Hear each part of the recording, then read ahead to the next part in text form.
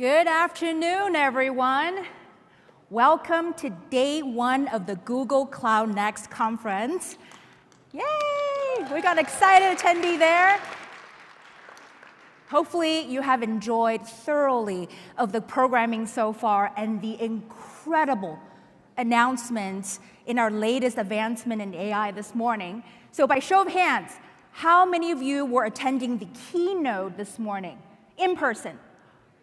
That's excellent. Awesome, awesome. So this is how leading software companies are innovating with BigQuery and generative AI. My name is Jean G. I have the absolute honor of leading the global partner engineering team here at Google Cloud. We're a team of solution architects, engineers who are passionate about helping our partners and customers build differentiated solutions using Google Cloud's data and AI products and services. We have a shared mission.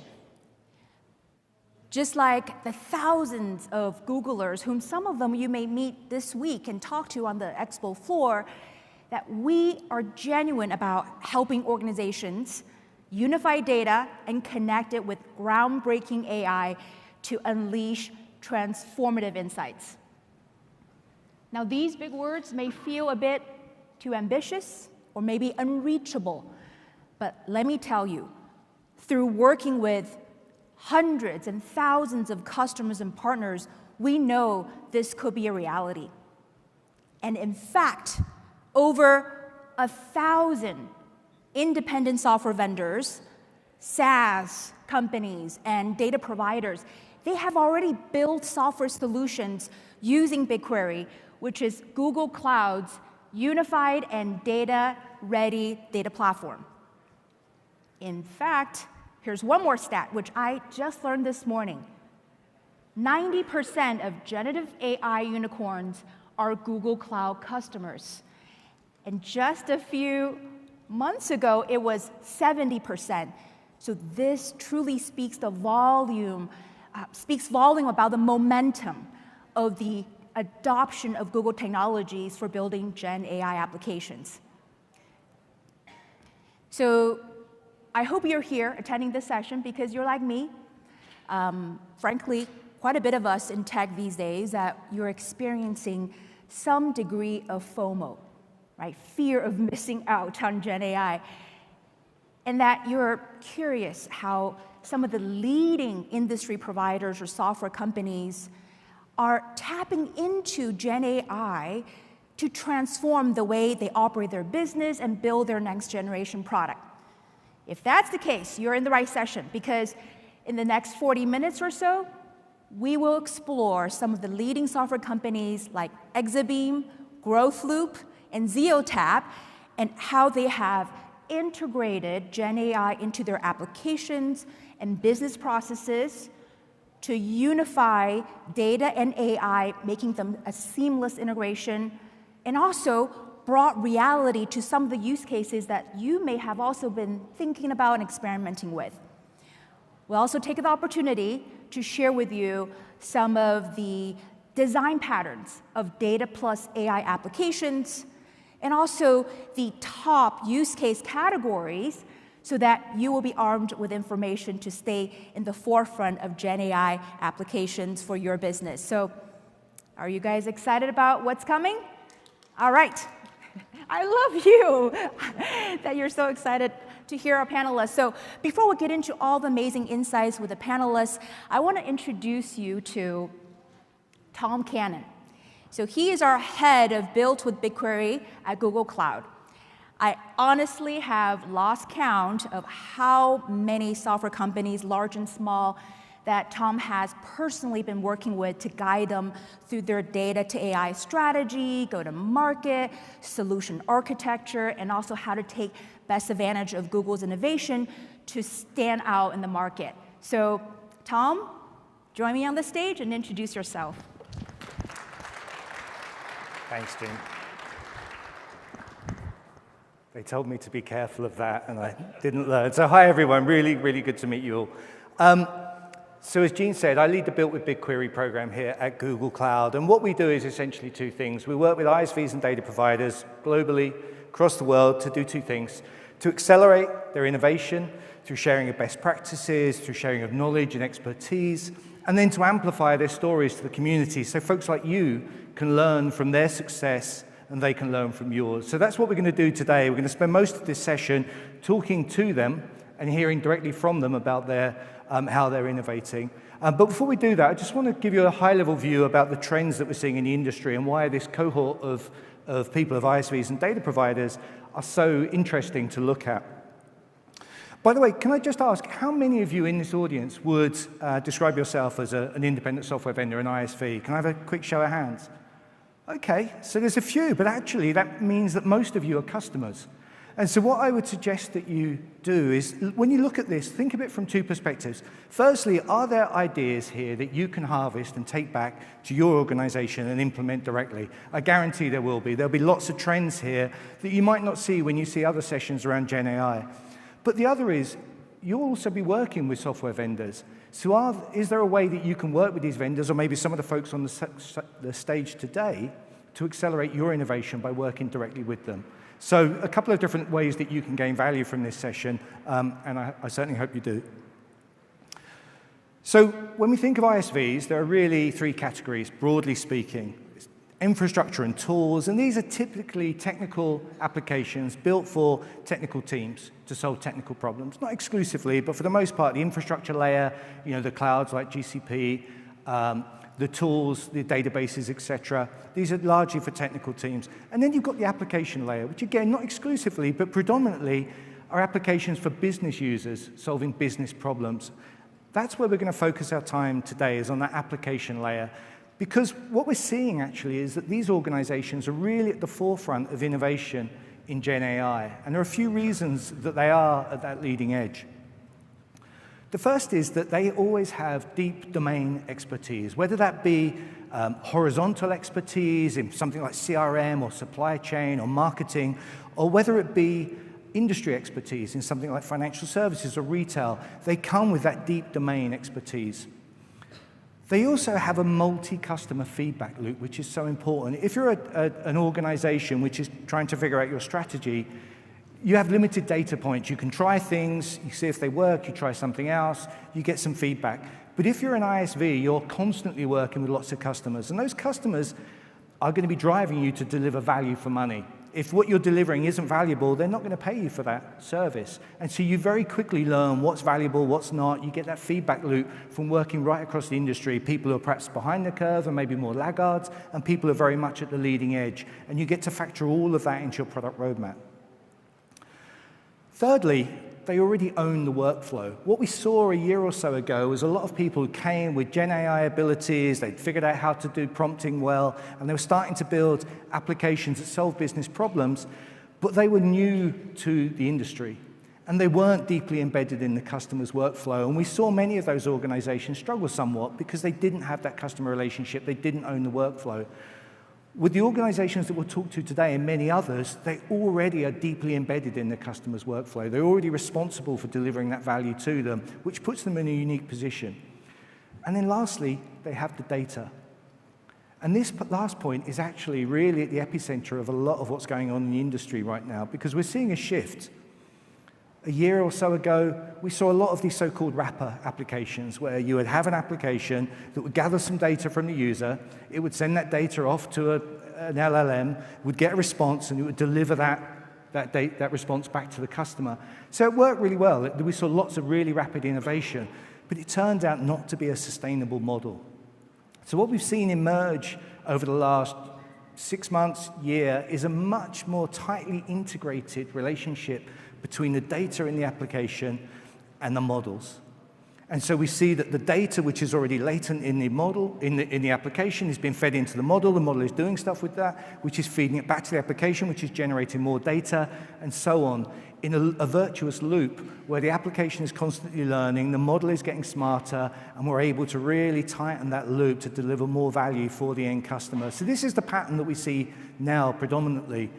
And of course, the great thing about that is that BigQuery is perfectly suited to these applications, because it's the only platform that completely unifies that experience from the underlying tech platform, TPUs, GPUs, etc., through to foundation models, both first-party, third-party, and open source, through to the multi-storage model that you can work with unstructured to structured data. Even data that's shared by third-party data providers can be factored in to your AI.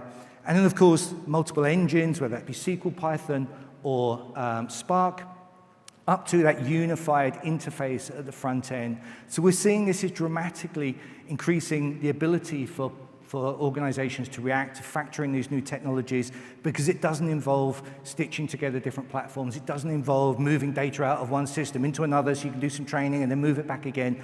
The whole thing becomes a unified, governed ecosystem that everyone in the team can work from. So in working with these guys and many other partners, we've started to see some patterns emerge. And I want to share those patterns with you now so it'll give you a frame of reference when you're listening to some of the stories that you hear today that you can think about. What I think is interesting about this, and what really struck me when I did this research, was that when I hear about what people are doing with Gen AI generally, there are often very common themes. You know, the first and foremost is usually a chatbot, it's customer service and things like that. And those are really important, and lots of companies are delivering real value from that. But this is a different set. And that was interesting to me, is that this is what companies are actually building and monetizing with their customers. So by definition, this is generating value for both parties. And so you'll see a slightly different list. You'll see some overlaps, of course. This is not unique, but I think it's an interesting list. So the first is that we're seeing a lot of innovation in building a natural language interface into their applications. So not, I don't think anything in here will surprise you, by the way, but it's interesting to unpack. So, natural language to SQL, being able to interrogate the data in ways that weren't possible for effectively business users or non-technical users. Natural language to chart, the ability to create charts, of course, used in combination with SQL, but also natural language to schema and integrations. You can start to do things like data modeling or building integrations with third-party systems as a business user. And the reason this one I think is so interesting is that it represents a shift, a paradigm shift, if you like, in the industry, where suddenly we are no longer limited by the knowledge, the technical skills of the end user. For years, we've all been working in this industry, I'm sure, and there's been a bottleneck, which is the technical team's ability and availability to create reports, to create queries, to bring data back. And we're seeing, for the first time ever, a fundamental shift in that, a new era that will last a decade or more, of business users being able to interact directly with their data, to ask questions of it, to do things that they weren't able to do before. A CEO can sit in his office and say, tell me my best performing branches. Why are they performing well? What are the factors that are leading to that? What could I change in order to make the lowest performing branches become the highest performing branches? All of those things can be asked of the data now, not through a team that might take weeks or months to produce. So a really interesting trend. It's not surprising that so many of our partners are building this into the capabilities. The next is that we're seeing a whole new generation of applications that are unlocking information that was already latent in their unstructured data. So whether those be documents, for example, corporate reports, filings, the data that was locked into those before was often inaccessible other than through very rudimentary sort of keyword type searches. We're starting to overlay those with semantic meaning so that people can really ask questions of that data. People extracting information from images so that if you're searching through, you can become very specific about what you're looking for, a certain type of dog in a certain type of scenario, people performing a certain action. Or even through to audio, we're seeing some partners who are taking audio transcripts or audio records of calls, for example, analyst calls, taking those, converting them into text, and then summarizing them and being able to find trends. So a trader can say, tell me what's going on with this company over the last 10 years and what are the main themes of change. They can extract all that information now in ways that just weren't possible before. So a really interesting development. The third is then enriching that data. So you have this additional data. But now organizations are able to do things like to summarize it, to classify it, to do instantly a classification of sentiment on calls that are happening in a call center. You're able to extract meaning from that. You can feed that back in instantly into your other systems so that you can start to take action within your business on that data, and even adding layers of metadata into your data to give it more utility throughout your organization. The next category is around data-driven content generation. So, often we would create an audience, we would devise a campaign to send to that audience, or we might create a support message to send out to people. What Gen AI gives us the ability to do is to take the data in BigQuery and to personalize those messages. If I'm in sales and I want to send a message to all of my customers, I can use the data that maybe sits within my CRM system to personalize those messages.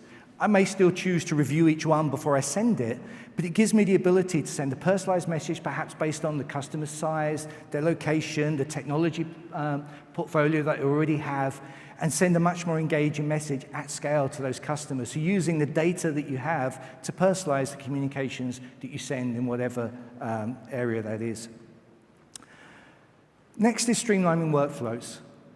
Often using traditional AI in combination with more of the cutting-edge Gen AI, but to do things like, to provide recommendations about actions. Here are some recommended audiences that you could use in your system. Here are some accounts that you should be targeting for your sales leads. Being able to radically reduce the amount of effort that somebody has to do to become best in class at their job, right out of the box. And then lastly, what we've talked about so far is really about enabling those use cases in these organizations' applications. But of course, often the customer actually wants to do this innovation themselves. And so we're seeing partners who are sharing data that they gather within their application directly with their customer so that they can perform, for example, they might want to do retrieval augmented generation of their own. They might want to tune a model that they're developing themselves. They might want to use it for their own prompting internally. So the ability to share the data that they have with their customer using something like Analytics Hub in BigQuery is really unlocking additional value for customers. We're seeing an explosion, not just in the Gen AI space, but also in the data sharing space, and a lot more integrations that are being built. So those are the patterns that we're going to focus on today. But rather, that's the end of the theory section. What we're going to do now is we're going to bring up our panel. I welcome them to the stage. So please give them a round of applause. Many of them have come a long way to be here. And thank you very much.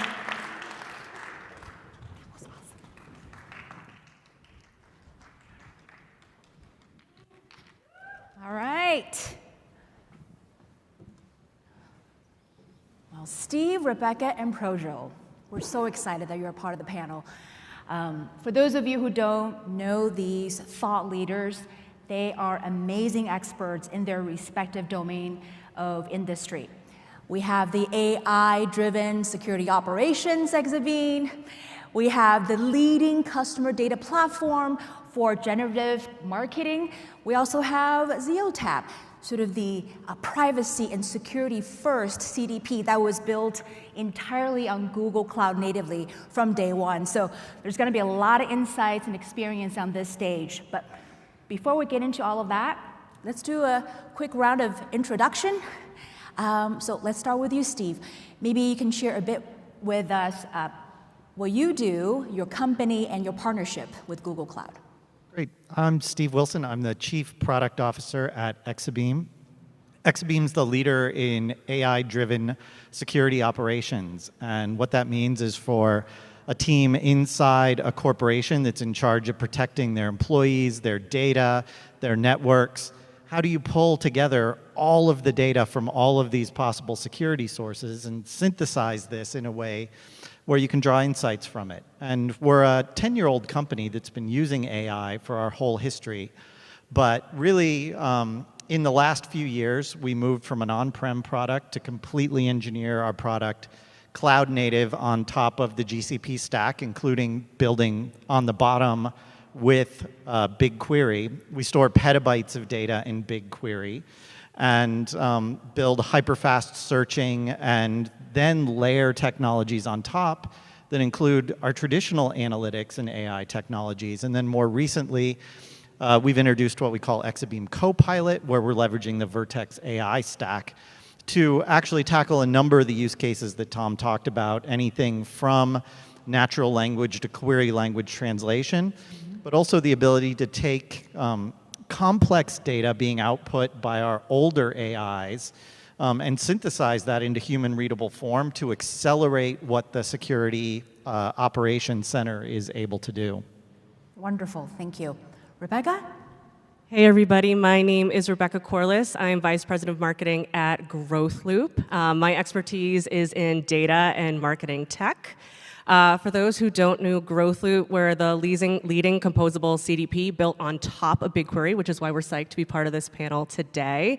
And where AI comes into play is that's what helps make the data within BigQuery accessible to marketers and sales folks running campaigns. So first, I have a question. Could you do me a favor? Could you please raise your hand if you're on the data team, data science, data engineer? Okay. I thought that was going to happen.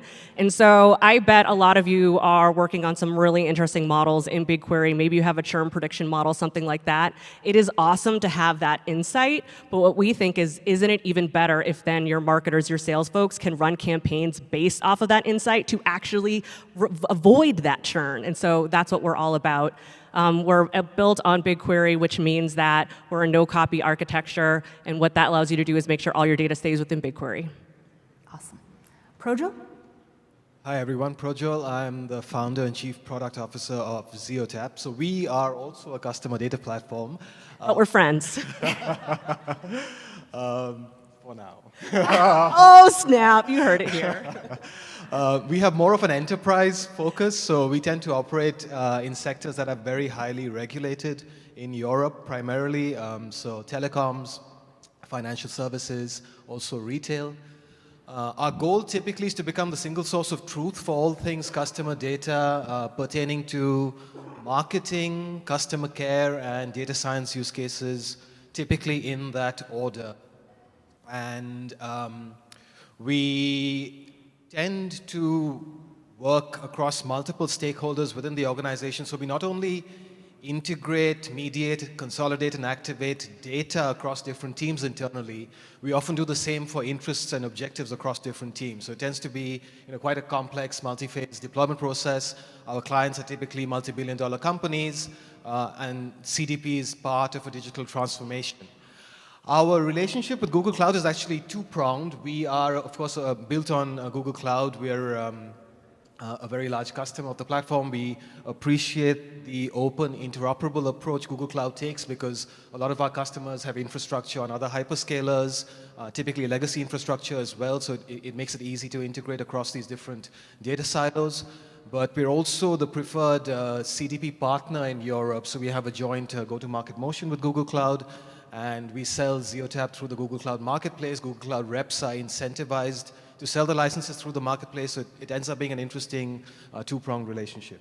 Amazing. Thank you for the context you've set around your product, how you are building on top of Google Cloud. So let's go into the next few questions. So there are a lot of product and engineering leaders in the audience. So I know the last year has been quite busy for you all, and trying to think about use cases on how to ride the wave of Gen AI. So the next question, I would love to start with you, Steve, because you have been the product engineering executive from Oracle, from, I think, Citrix, and a few really large software companies.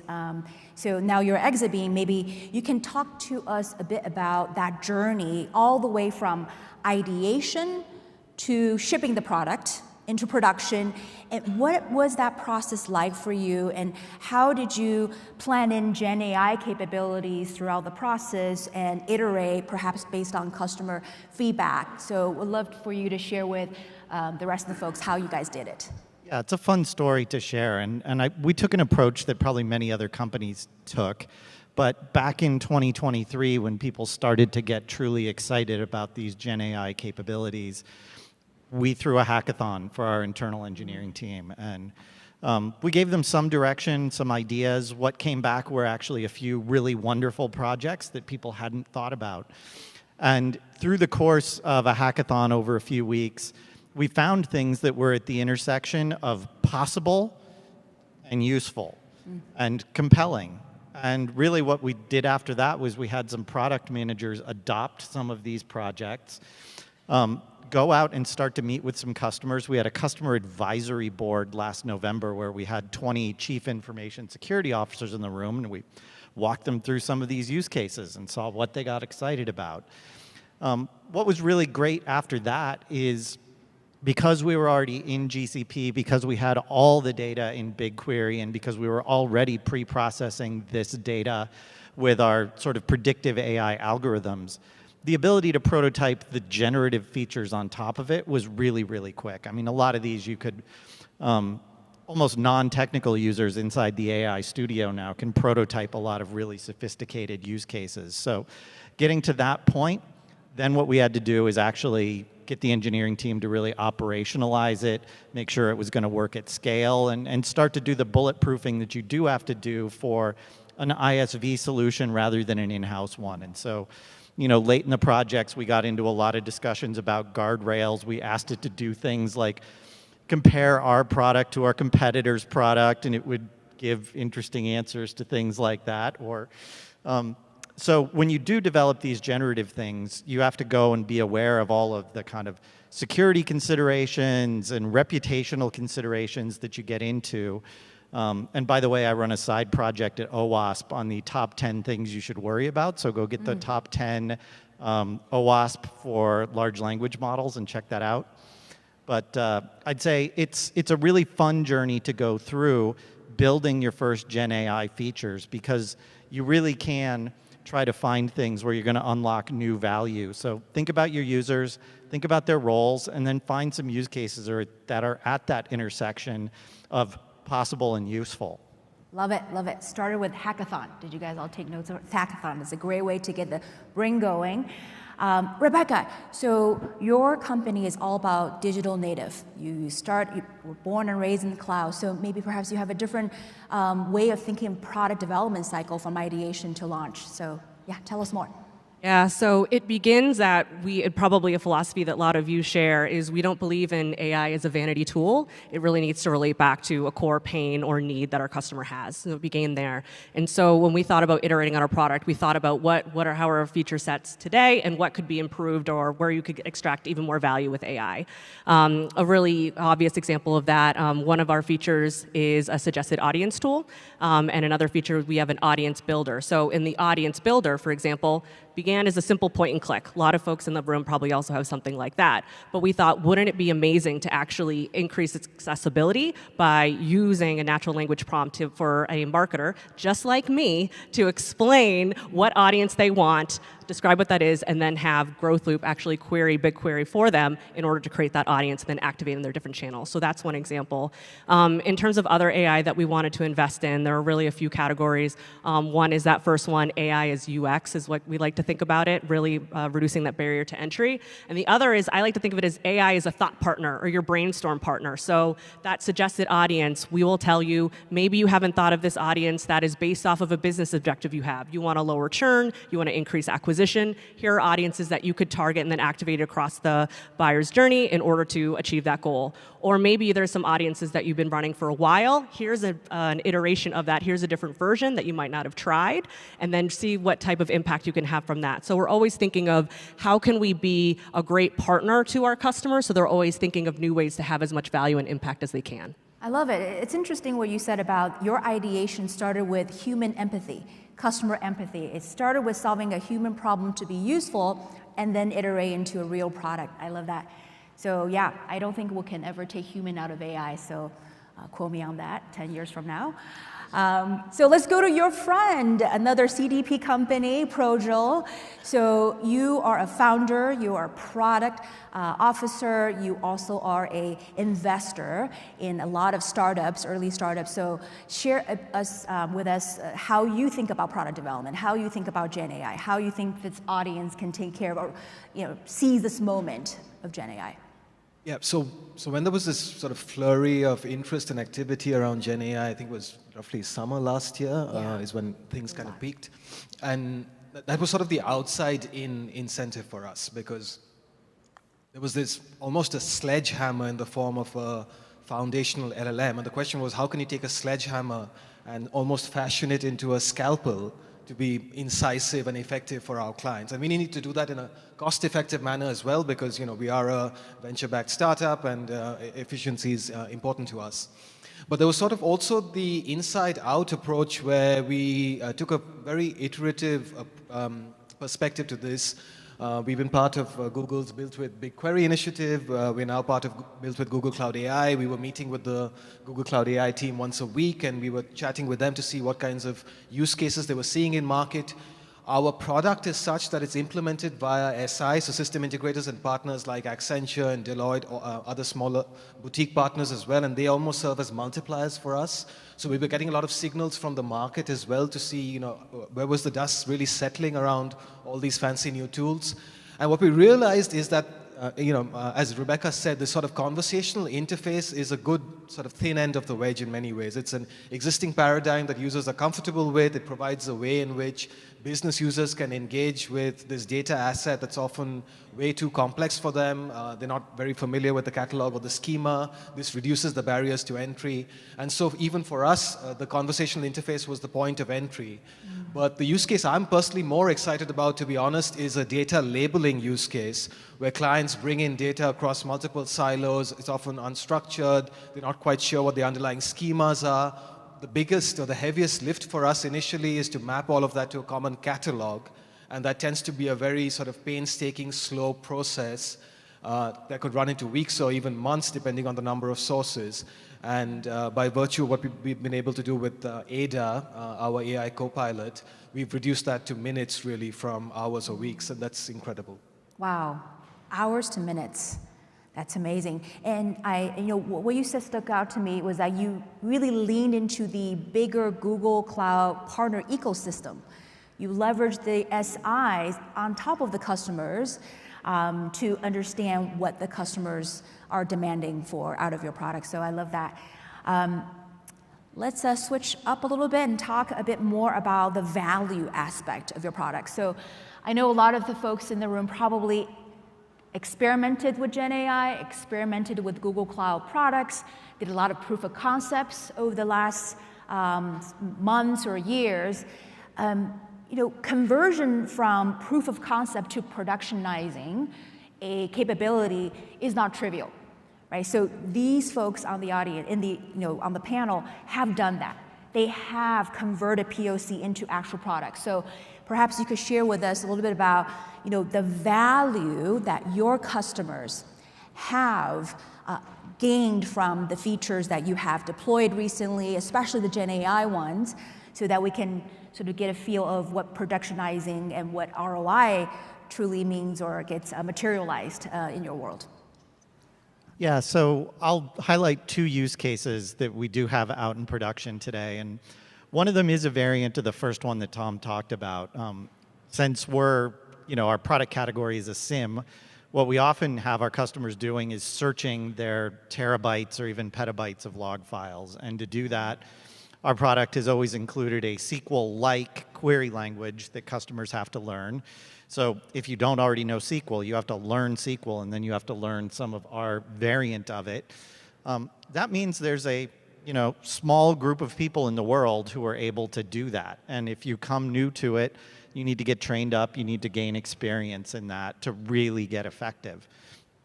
What you do now is you're able to come in and simply provide your query in English. And simply say something like, show me the IP addresses with the most outbound traffic from my network in the last 2 weeks.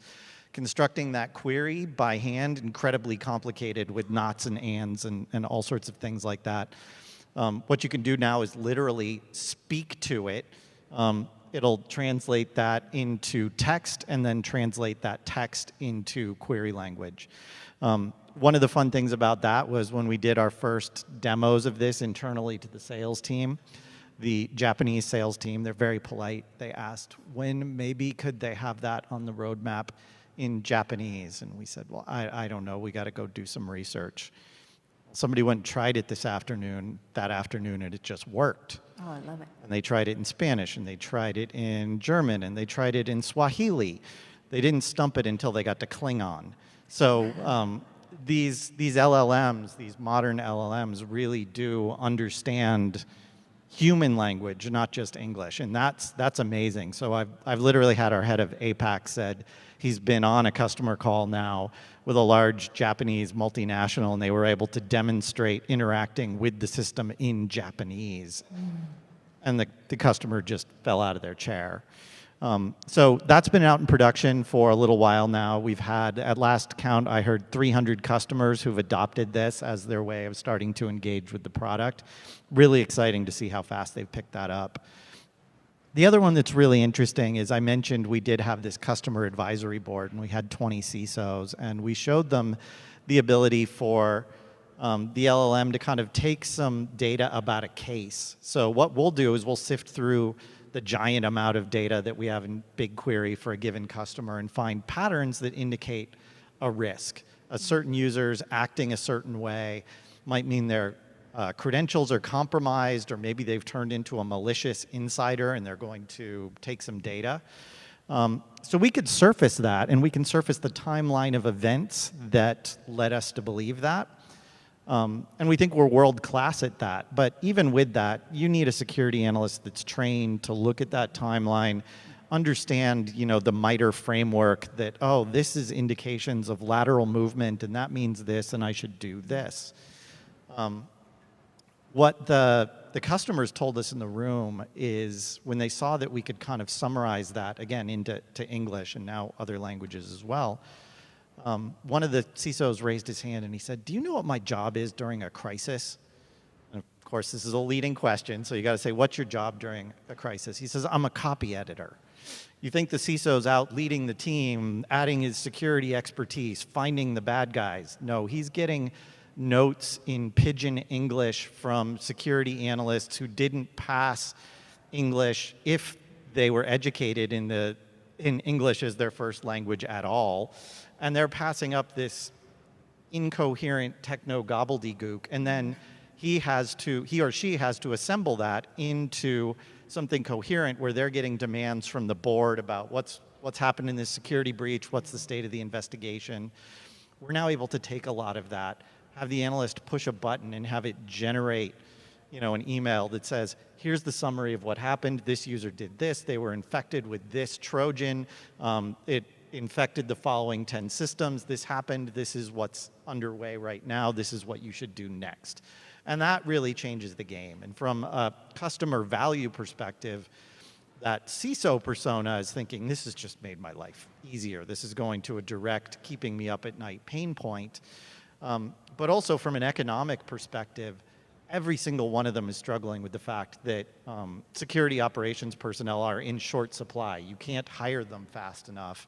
So they're able to bring in people from maybe other disciplines, other teams, and ramp them up to productivity much more quickly.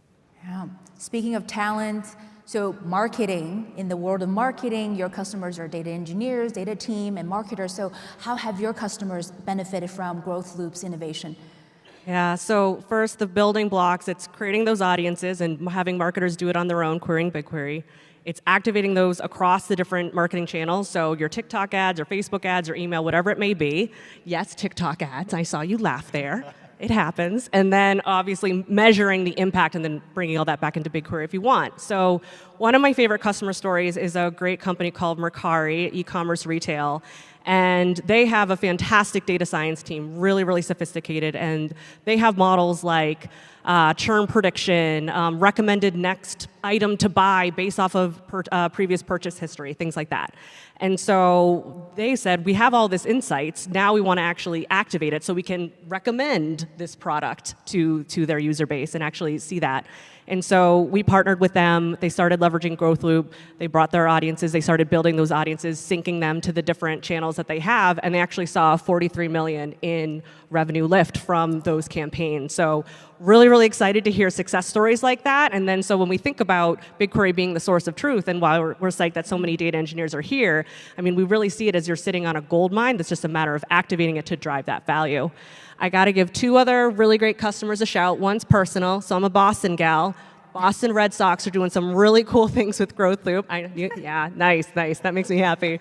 In terms of driving ticket sales and making sure they can run ads in order to really increase the attendance of their games, which they should be very well attended as far as I'm concerned. And then also we're psyched that Google's a customer as well. There's about 1,000 Google marketers actually leveraging our platform in order to build audiences today. My mind got stuck on the $43 million.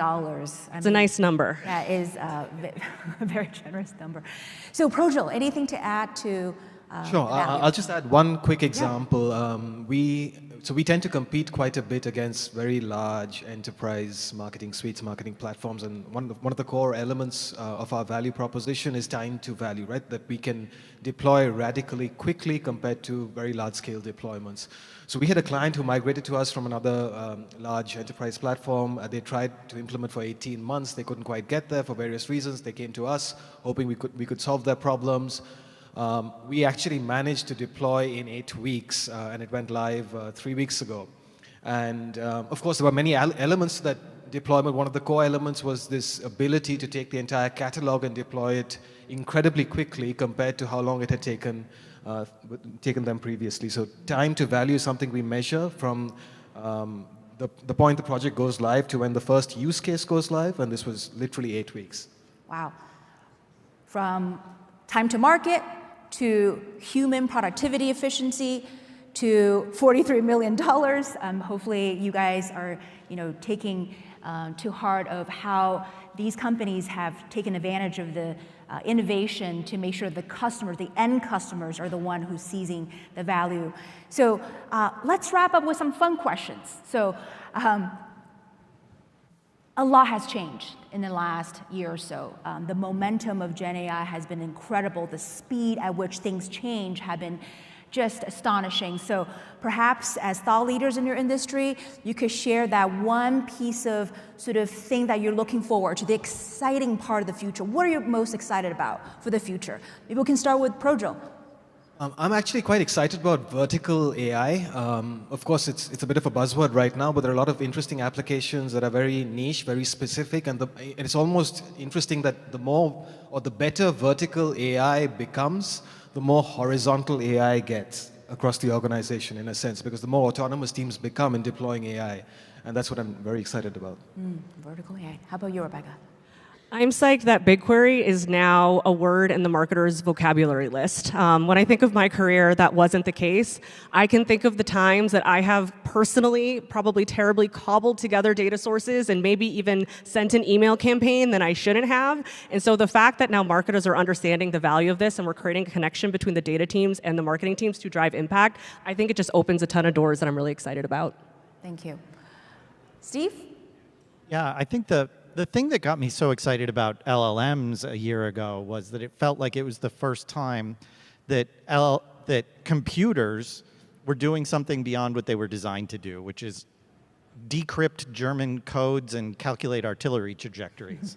That's all your NVIDIA GPU was doing that billions of times per second. All of a sudden, they understood language. What's happening now, and there was some great announcements about this with Google today, is the multimodal nature of these things. We're going to stop calling them large language models soon because what they really are is starting to understand more about how to bridge between language and the real world with vision and audio and bringing that all together. And we're going to be bridging this with robotics and things like that really in the coming years, where what's going on inside the cloud and what's going on inside the real world, that barrier is going to become much thinner and the use cases are going to be crazy. Yep, brace yourself. So we're going to wrap up with rapid fire lightning round of the one piece of nugget or advice you can give to the audience for those who are on the same journey of building Gen AI capabilities. So let's start with you, Projal. One piece of advice. So very honestly, it's been a very exciting journey to date, but what we pitch as a co-pilot occasionally behaves like a college intern. And that's not a commentary on Google, it's just the reality of where the tech is today.